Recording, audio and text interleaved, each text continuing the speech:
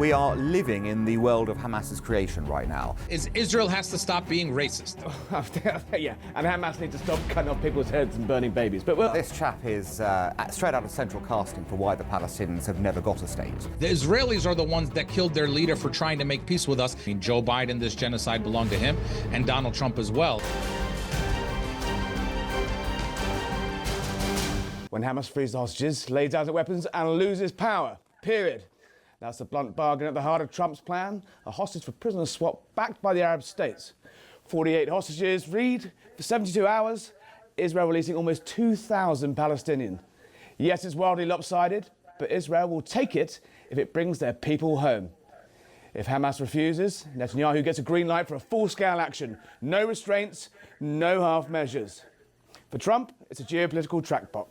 Arab stabilization, a rebuilt Gaza under a reformed Palestinian Authority, and a shot at a legacy-defining deal. But here's the reality check.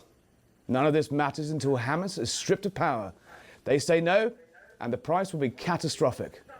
Meanwhile, later tonight, as the Middle East teeters, Britain's own political battle rages. Keir Starmer and Nigel Farage are in a fight for the soul of the country. Starmer's fury, Farage surges. We'll break all that down. But first, on the latest on Gaza, we're joined tonight by comedian and campaigner Amer Zahr and Dr. Alan Mendoza, founder of the Henry Jackson Society. Dr. Mendoza, welcome to Harry Cole Saves the West. Always a pleasure. This is a no-brainer. We've got the Arab states are backing it, the West is backing it, Israel is backing it. Are Hamas going to do it? Well, that's a question, isn't it, Harry? Here we have the moment where we're going to determine whether, we're going to get a deal or not here. And that, at the end of the day, is what matters. It's what Hamas now do. Everyone else is on side. The Israelis have come on side. The Americans and others have done that. Look, this is a remarkable achievement to get Netanyahu to sign up to a deal that has thousands of potential terrorists being released. Hamas fighters allowed to walk into the sunset, essentially, escape justice for their crimes on October 7th. But it does mean the destruction and wholesale end of Hamas in power. What do you really think, if you're a betting man, the odds of bringing Hamas to the table are? Well, that very much depends on what Hamas's backers choose to do. So Hamas itself, as we know, has no incentive still to sign the deal. The deal, yes, they live, but they lose power under the deal. So that's not something they've been prepared to do this whole time. The real question is whether Qatar, who's been obviously supporting them, and Turkey, who've been doing the same thing, are prepared to exert pressure and say to them, it's enough now. You're done for now. We may come back in a few years' time and try again, but right now it's got to end. If that happens, you'll get to that peace path. I think we can talk to Amer Zahr now. Amer, are you there? Yes, I am. Great. Amer. Welcome, Amer. I'm sorry. Welcome back to the show. Second time round. Now, we were just discussing with Dr. Mendoza here. Look, this is the ceasefire everyone wants, right? This is great. Great news. Take the ceasefire, end the war. That's what people have been calling for, isn't it? Well, yeah, of course. I mean, look, anything that stops the fighting and stops the genocide is a good thing. Now, as far as the political sort of calculations and the political fallout that might come after, I think, look, the realities on the ground will determine that. But anything that stops the killing now, of course, is a good thing. And we've been asking for that unconditionally for a long time. There shouldn't be any conditions for stopping the killing. And then you can talk politics after that. So it's good if the killing stops. But of course, Palestinians still have all the rights to self-determination that anyone else has. And none of that is at the discretion of the Israelis or the Americans. Do you think, what is your hunch, will Hamas accept this deal? Will they take essentially their lives, being able to live in a condition of surrender? Do you think realistically they are in a position to do that? Well, I think that I think that there's going to be pressure on sort of Palestinian society. And look, Hamas is part of the Palestinian political landscape. And sure, there'll be pressure on them to accept.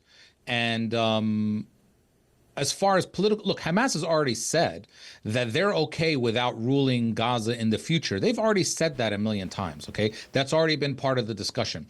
And so all of these notions that, these are rewards or recognition as a reward are kind of ridiculous. Hamas is a party in the Palestinian political system. The prevalent party right now is a second. They're a little bit more than a political party, aren't they? They're a terrorist group. They are militants. They are murderers and terrorists. Depends how you define terrorism. Well, I'm defining terrorism as cutting people's heads off, raping women, burning babies, taking hostages, slaughtering Israelis, innocent civilians. That's how I'm kind of defining terrorists.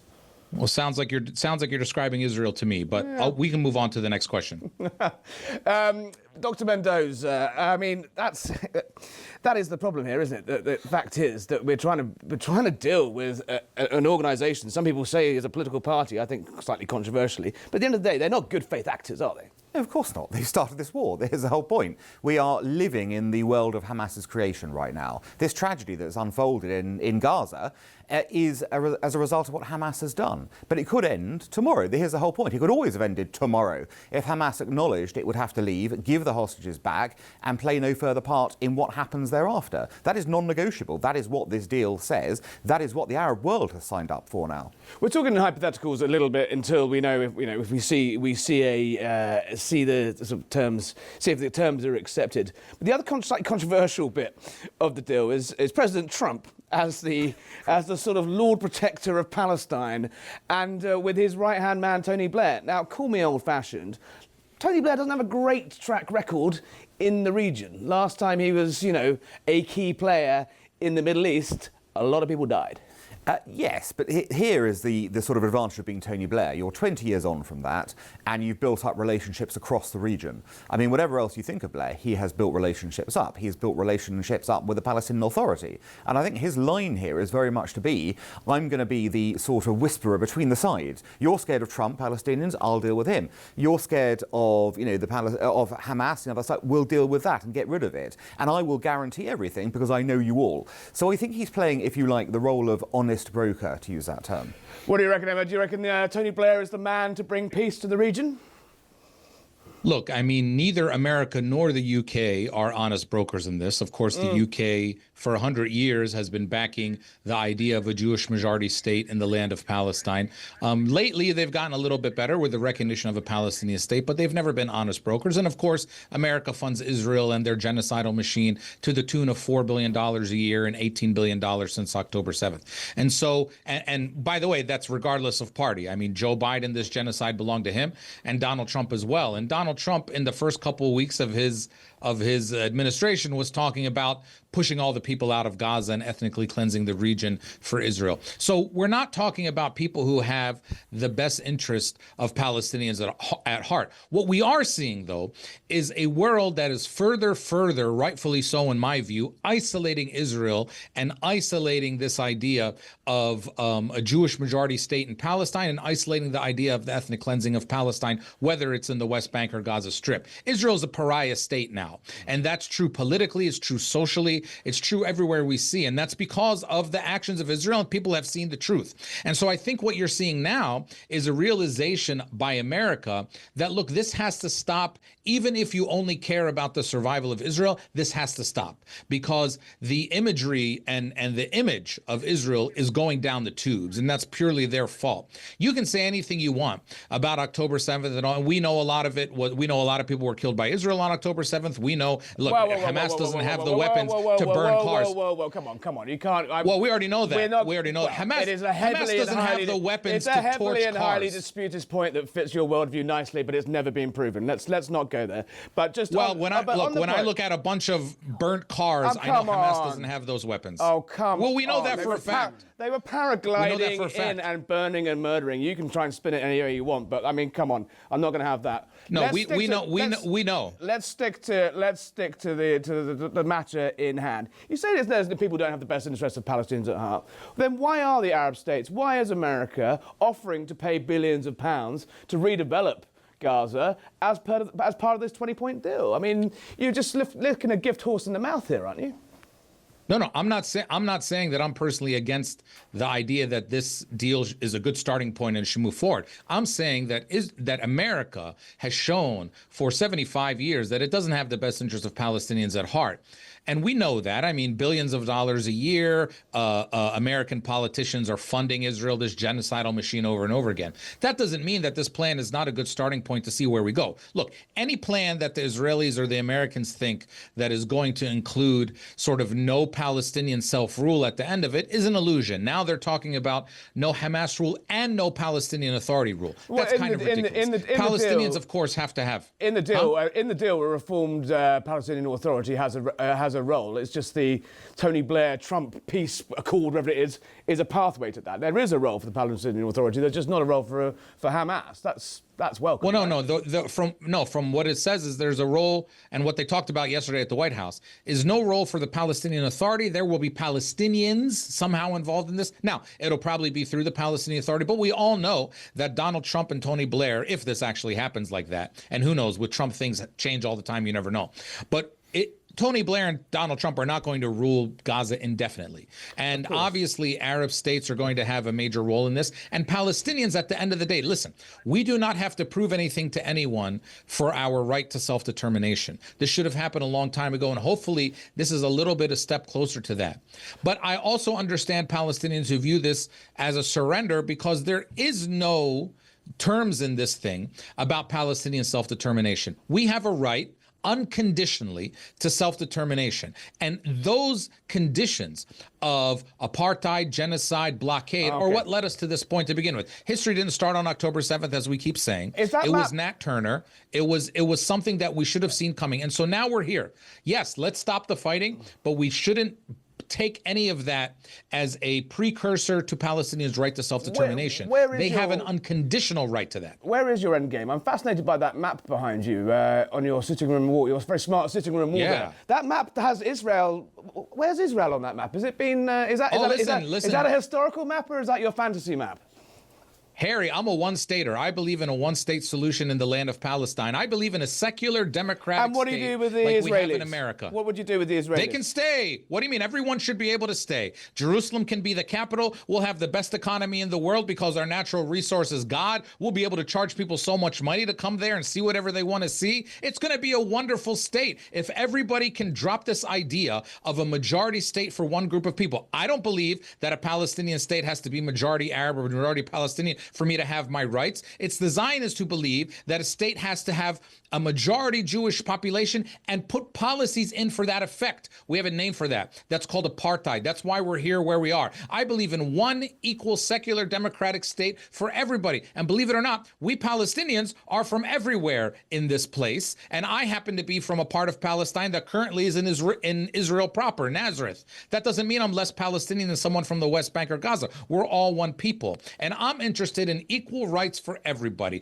We should not be in this position where we are talking about legitimizing apartheid states. South Africa didn't do that. America didn't do that when they got their act together. We have one secular democratic state where everybody has the same rights. I don't know what's wrong with that. The only thing that happens is Israel has to stop being racist.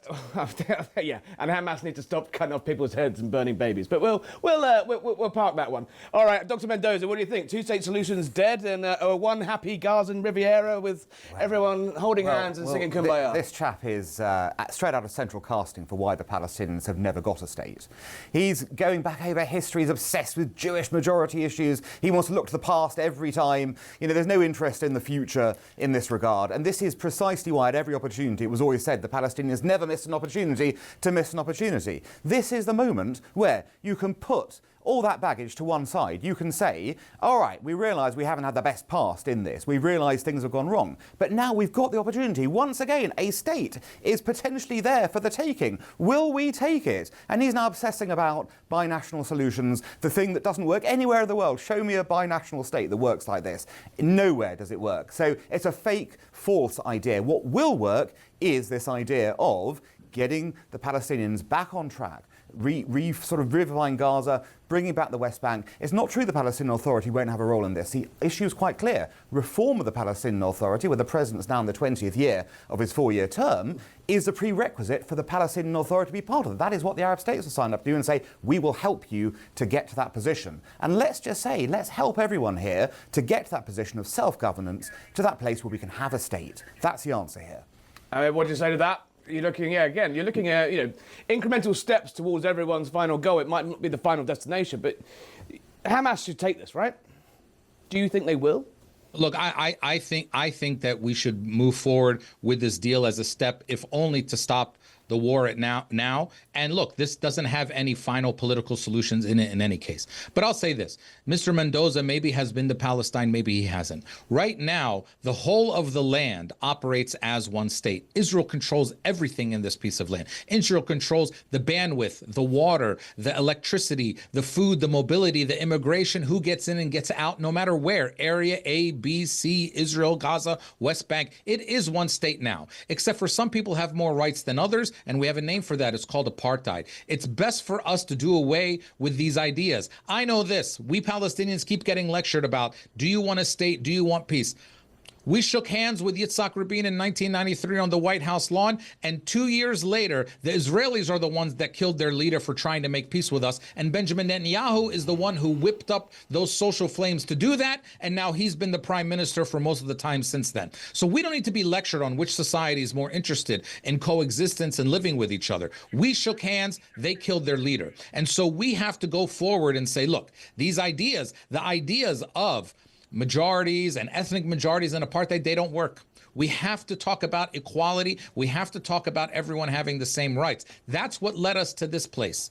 And so if we're willing to have those conversations in America and Europe, why can't we have them in Palestine? It doesn't even seem to make much sense to me. If it's only because people want to keep this system of apartheid in place. We don't need to be lectured on who wants peace. We got together, we decided we would sign Oslo, which wasn't a good deal for us. We didn't kill our leader, they did.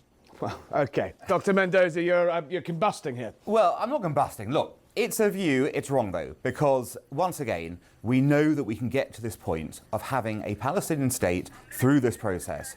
You're not going to get a binational state. It doesn't work. It hasn't worked anywhere in the world in history. The idea it's going to work in the Middle East is just, for the birds. So we've got a chance here to stop the fighting, stop the war, get to a place where we've actually got some progress here. We should rush to take it because the alternative is far, far worse. And yes, the political contours haven't yet been determined thereafter, but we can get to this point now. Let's go and explore it.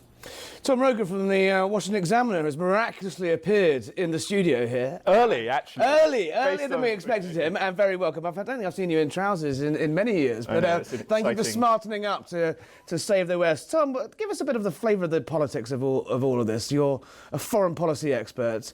Where is this for Trump? Where is this for Netanyahu? Where is this for Hamas, if you can call them politicians? We agree to disagree with that one.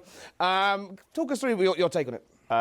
I think for the President Trump, the central objective, he wants an end to the war, right? And he wants to know about a peace prize as well, right? Exactly. And his motive is both the peace prize, but also the relationships with the Sunni Arab monarchies that he prioritizes because of the commercial, the business element predominantly, and because of, I think, the royal treatment that he receives. He wants an end to it. I think he also, is frustrated that it has gone on this long and wants to kind of take more ownership of the issue, perhaps to sort of nudge the parties along. Obviously, the Israelis, I think, want Hamas eliminated. They don't want it to be a viable political military force. Prime Minister Netanyahu has the challenge that some of the far-right members of his coalition government would be pretty obstinate against this deal. So we'll see the devil in the details. Giving away too much, letting too many people out, and not stringing up enough. But I think the operative concern here is that and you've seen the Qataris note this already, that the prevarication we're probably going to see with Hamas is that they don't want to outright reject this, but they also don't want to surrender the theological project to turn Israel green, or to purify Israel as they would see it. And so I don't know how this sort of moves the ball to an endgame positive state. What I think is positive inherently is that the president is more engaged with it. So even if it doesn't get to that final result, some of the nuances within, perhaps you can see better aid flows, perhaps you can see a better security position, perhaps you see the Qataris putting more pressure on Hamas. It moves the ball. This gives Netanyahu a bit of an outlet, doesn't it? He's under a remarkable amount of pressure to keep his government alive. As you say, he's getting it from the right, he's getting it in the neck from the hostage families, quite rightly, like where am I, where are our family, where are the children, where are our brothers, where are the bodies? In sucking it up essentially and standing there next to Trump yesterday in the White House, he can say, look, he goes down in yet another Israeli Middle Eastern leader that tried to put peace on the table and it got rejected. This helps him, doesn't it, in shore of his position, because if they do say no, it's not on him anymore. I think it potentially does, yeah. And I think his objective here would be to continue the military campaign if he could. But there is a frustration on the part of the White House that keeps going, and the civilian suffering that is real. Obviously, it doesn't help that Hamas likes to hide in weapons in schools and, throw people off buildings. But the broader point here is I think Trump is becoming more engaged, and that, I think, has to be a good thing. And let's see what the Qataris do if Hamas rejects this deal or plays games with it. Amer, are you still there, I think? Final thought from you. I mean, if you were a betting man, are we any closer to peace, or are we going to end up in a situation a little bit like with Alaska and Putin and Ukraine, in that lots of noise, lots of fanfare, one side doesn't come to the table, and the fighting continues? What does your gut say? Well, first, let's be clear. If President Trump wanted this to end, he could put an end to it tomorrow unconditionally. He could tell the Israelis, you have to stop, and we'll deal with all the political stuff after. He could do that if he wants to. He chooses not to. The real pressure on Netanyahu is not coming because some people on his right think that you might be giving away too much. It's because they want to continue the complete ethnic cleansing of Gaza. They have said as much. Smotrich, Ben-Gvir, they always talk about getting everyone out of Gaza and getting everyone out of the West Bank. That's what all of this is about. And so that's the pressure that Netanyahu's going to get. I wouldn't be surprised if you see in the next day or two, as everyone's discussing this deal, then Netanyahu starts to pull back because the internal, remember, he has to stay in power or else he's going to jail. There's only one side that have said yes so far. But final thought from all three of you: will Hamas accept the deal? Yes or no? Amer first. Yes or no? I think that there'll be enough pressure in Palestinian society to accept this deal so that the fighting ends and we figure out everything else later. Yes or no? Yes. Dr. Mendoza, yes or no? I think no. No. Yes, but won't comply. Yes, but won't comply. Right, well, there we go.